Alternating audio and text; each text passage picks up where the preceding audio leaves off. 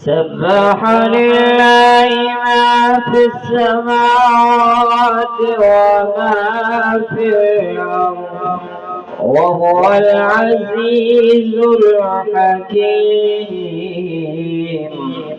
هو الذي أخرج الذين كفروا من أهل الكتاب من ديارهم لأول الحشر ما ظننتم أن يخرجوا وظنوا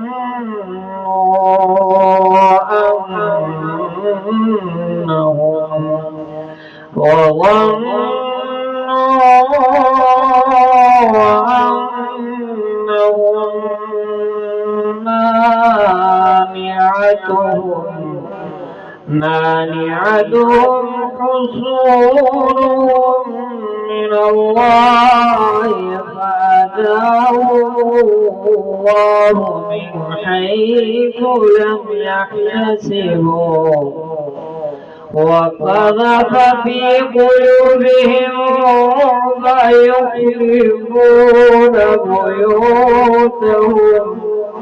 يخربون بيوتهم بأيديهم وأيدي المؤمنين فاعتبروا يا أولي الأبصار. ولولا كتب الله عليهم الجلال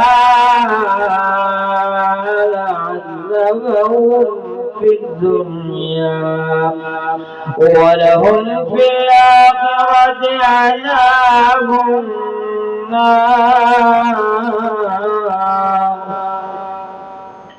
ذلك بأنهم شاقوا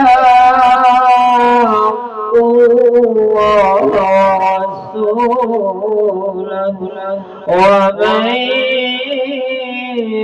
يشاق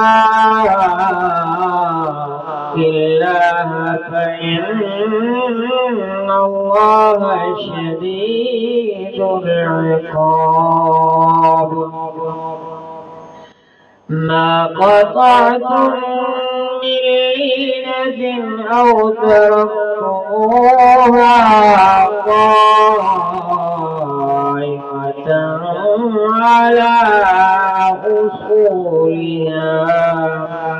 على أصولها فبإذن الله وليخزي الفاسقين. صدق الله